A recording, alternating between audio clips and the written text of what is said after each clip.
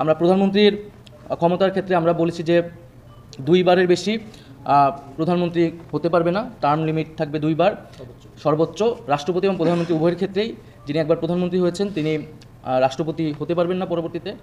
আমরা প্রধানমন্ত্রী শাসিত সরকার নয় বরং মন্ত্রী পরিষদ শাসিত যে সরকার সেটার প্রস্তাবনা দিয়েছি। এবং এছাড়া যেই এনসিসির ধারণা দেওয়া হয়েছিল ঐক্যমত্য কমিশনের পক্ষ থেকে, যে সাংবিধানিক কাউন্সিল, জাতীয় সাংবিধানিক কাউন্সিল, আমরা সেই জাতীয় সাংবিধানিক কাউন্সিলের ফরমেশন নিয়ে আলোচনা করা হয়েছে। সেখানে কিছু মতামত এসেছে। সাংবিধানিক কাউন্সিল সাংবিধানিক যে গুরুত্বপূর্ণ পদ, সেই পদ নিয়োগগুলো দিবেন। আমরা 100 আসনে নারী প্রার্থী প্রত্যক্ষ ভোটে প্রতিযোগিতা করে সংসদে যাবে, এ প্রস্তাবকে নীতিগতভাবে সমর্থন করেছি, কিন্তু এটার পদ্ধতি কী হবে সেটার কয়েকটা প্রস্তাবনা এসেছে, সেটা এখনও আমরা চূড়ান্ত হয়নি, চলমান আছে সে আলোচনা।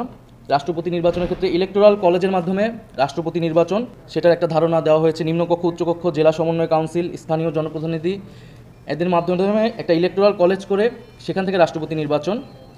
সংবিধান সংশোধনের ক্ষেত্রে গণভোট করা লাগবে। উচ্চকক্ষ নিম্নকক্ষের 2/3 মাধ্যমে হওয়ার পরেও আমাদের গণভোটে যেতে হবে সংবিধান সংশোধনের জন্য। আমরা বিচার বিভাগকে রাজনৈতিক প্রভাবমুক্ত করা নিয়ে আলোচনা করেছি, সেক্ষেত্রে কয়েকটি প্রস্তাবনা এসেছে।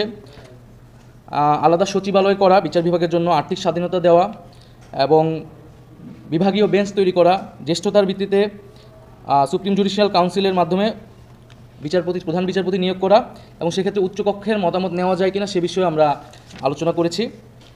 সংবিধানের মূলনীতি বিষয়ে আমরা আলোচনা করেছি যে আমরা দেখেছি যে বিভিন্ন সময়ে সংবিধানে দলীয় মূলনীতির মাধ্যমে আসলে নিজেদের দলীয় রাজনৈতিক অবস্থানকে চাপিয়ে দেওয়া হয়েছে।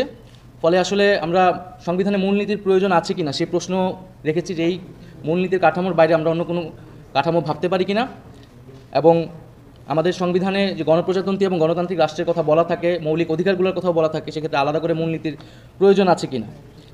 তবে আমরা মূলনীতির ক্ষেত্রে বলেছি যে আমাদের যে 72-এর মূলনীতি এছাড়া পরবর্তী সময়ে বিভিন্ন সংশোধনীর মাধ্যমে যে দলীয় মূলনীতিগুলো প্রবেশ করানো হয়েছে সেই মূলনীতিগুলো বাতিল করতে হবে।